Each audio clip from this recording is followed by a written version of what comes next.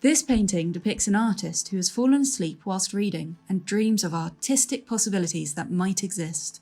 They include teaching young ladies the art of painting, sculpting a bust of Prince Albert, husband of Queen Victoria, and, most importantly, a long procession set in the medieval period headed by a king and queen, who would provide the artist with a range of historic subjects.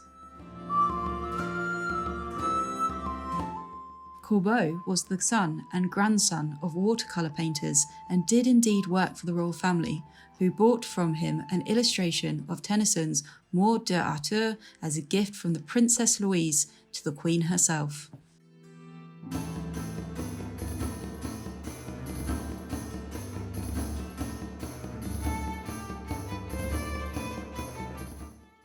The medieval wandering knight or knight-errant who travelled around seeking to do good deeds was a concept very popular with the Victorians.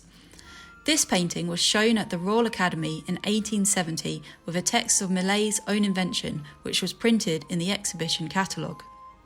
The Order of Knights-Errant was instituted to protect widows and orphans and secure maidens in distress. The moonlit scene apparently depicts an act of medieval chivalry in which one such knight-errant, clad in armour, based on examples that Millet had seen in the Tower of London, is on the point of freeing a woman tied to a tree.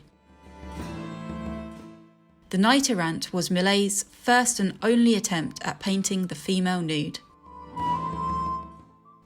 This is the second time this painting has been exhibited at the Beaux Museum, the first being in 1920 in exchange for the loan of a selected group of old master paintings.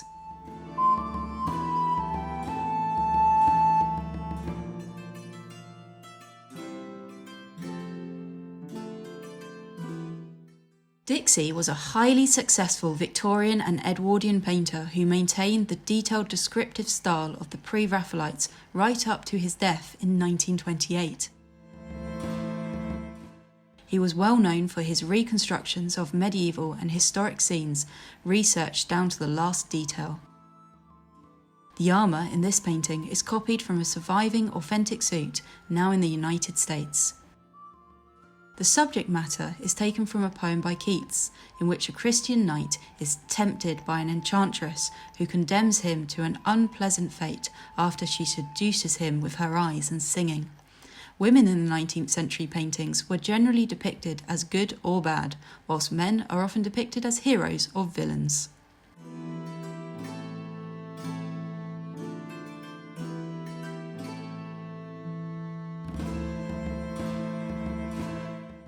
This painting refers to a real historical event of 1347, the taking of the French port of Calais by the English king Edward III while sparing the lives of a group of prisoners at the intercession of his queen. It was seen as an example of chivalry in an age distinguished by ferociousness and bloodiness in battles. Kings of England, in their capacity as Dukes of Normandy and as claimants for the French crown, played a constant part in military intervention in France, culminating in the English control of Paris in 1419. The French king, inspired by the support of Joan of Arc, stemmed the tide, winning back Paris in 1428 and 1437. The English finally lost control of Calais in 1558.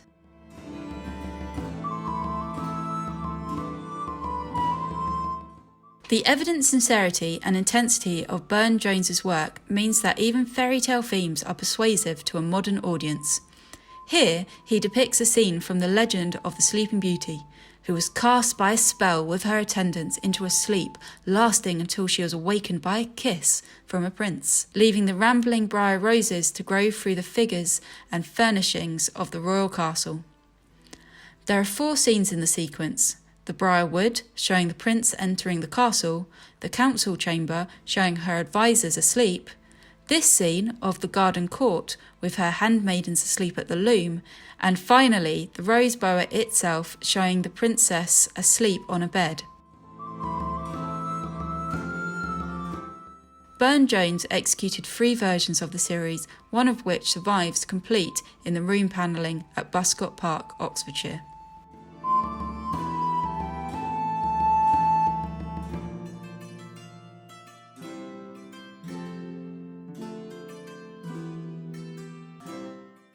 The Pre-Raphaelites were fascinated by a certain type of female beauty, often depicted in the medieval or mythological past. Guinevere was the wife of King Arthur and Iseult the mistress of Tristan. Here they are shown in medieval dress by designer William Morris in 2 large final designs or cartoons for a set of 13 windows illustrating the story of Tristan and Iseult for the Bradford merchant Walter Dunlop at his home of Harden Grange near Bingley in Yorkshire. The resulting windows are today in Bradford City Art Gallery.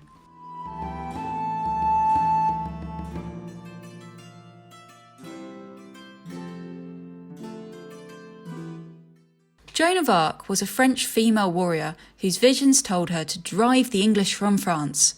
She was initially very successful, but was finally captured by the English and executed at Rouen. Her reputation was forgotten until her rediscovery in the 19th century. For writers and artists, she had the fascination of taking on a man's role in medieval warfare. We do not know exactly how she dressed, but the artist has enjoyed depicting a strong female figure in man's armour.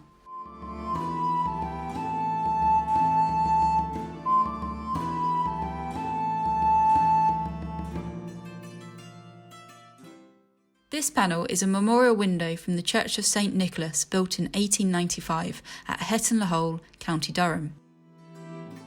The design was exhibited at the London Arts and Crafts exhibition of 1910. Such depictions of modern heroes or martyrs in armour remained common right up to the time of the First World War.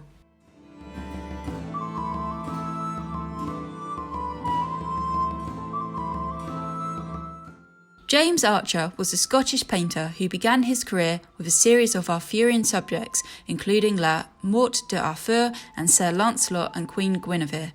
He moved to London in 1864 and subsequently to the United States and India, where he painted portraits and local scenes. He returned and died in England in 1904. King Arthur was a legendary ancient Christian king from the west of Britain. He sent his knights out in search of the Holy Grail, the vessel used by Christ at the Last Supper and allegedly brought to England. His court was based at Camelot, where he gathered around a round table with his knights, who were distinguished by their chivalry or code of conduct, though in practice they did not always adhere to it. In particular, Sir Lancelot was in love with the king's wife, Queen Guinevere. Arthur is supposed to have died in the Battle of Camlan in the 6th century. His body is said to have been taken to the Isle of Avalon for burial. In 1191, the tombs of Arthur and Guinevere were allegedly found by the monks of the abbey at Glastonbury in Somerset. All traces were lost during the dissolution of the monasteries in 1539.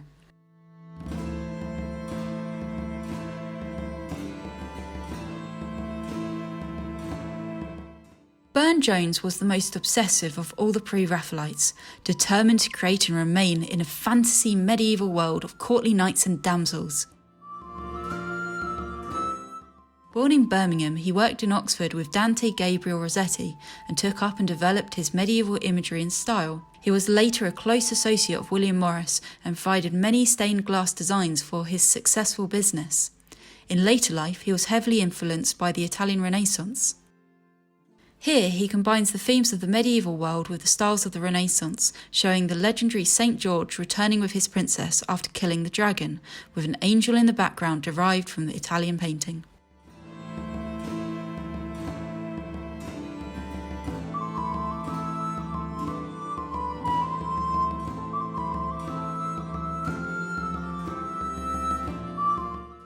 Charles Alston Collins was the son of a landscape painter and the younger brother of the novelist Wilkie Collins.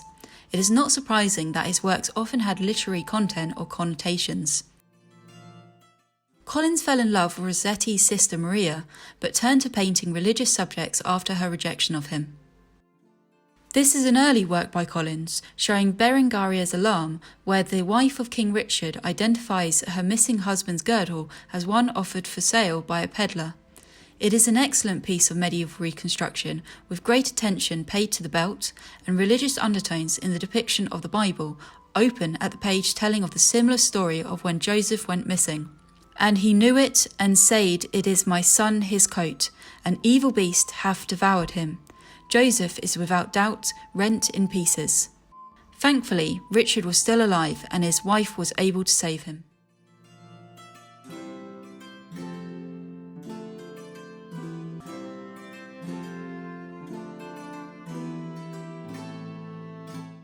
Saint days were days of celebration or commemoration, though practically they became days of feasting and entertainment.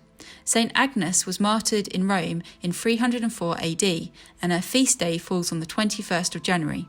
There was a folk belief that on the eve of Saint Agnes, a girl could see her future husband in a dream.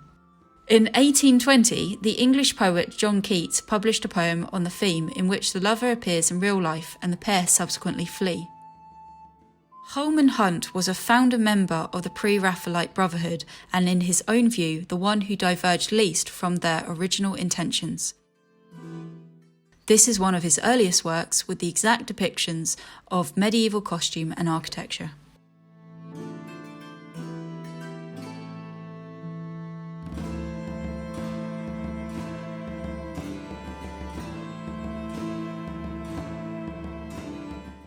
The Damsel of the Sanct Graal, Holy Grail, is a minor character in Thomas Malory's Morte d'Arthur. However, Rossetti included her in some designs illustrating the quest for the Grail, showing her offering the chalice to the knights instead of Christ, as described by Malory. Here, the damsel holds her right hand in a gesture of blessing. Her left hand clasps the Grail and a basket containing the host, while the dove symbolises the Holy Spirit.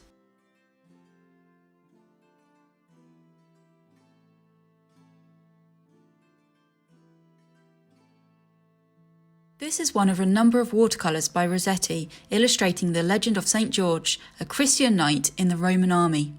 Having killed the dragon, St. George washes the blood from his hand in his upturned helmet. He watches through the window as a crowd carries the dragon's head in triumph.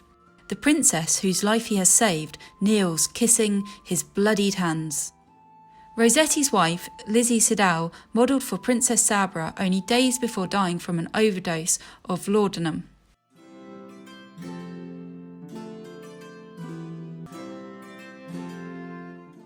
Roman de la Rose is a 13th century French poem, a complex story about love and loss, one of many that troubadours recited at royal courts of love.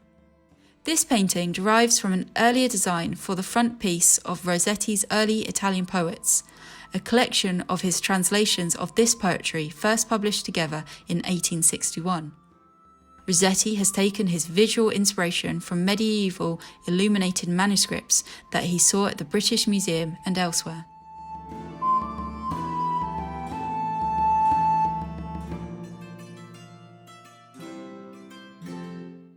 This painting shows a medieval artist in his studio painting a model posing as St. Catherine. She holds a palm branch which symbolises her martyrdom and a wheel, the instrument of execution with which she was threatened. During the 1850s, Rossetti focused on producing watercolours which he sold privately to individual collectors. This picture is the only oil painting he completed at this time.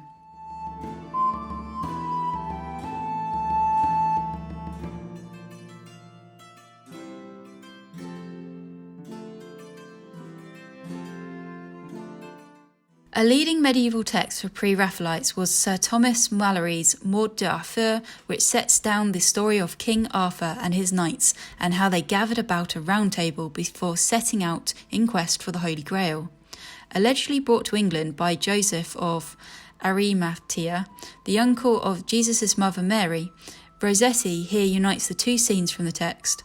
One relates to Percival, who achieves the quest grail with his fellow knights Galahad and Bors. The other relates to his sister, who gives her life to heal a woman who could only be saved by the blood of a virgin.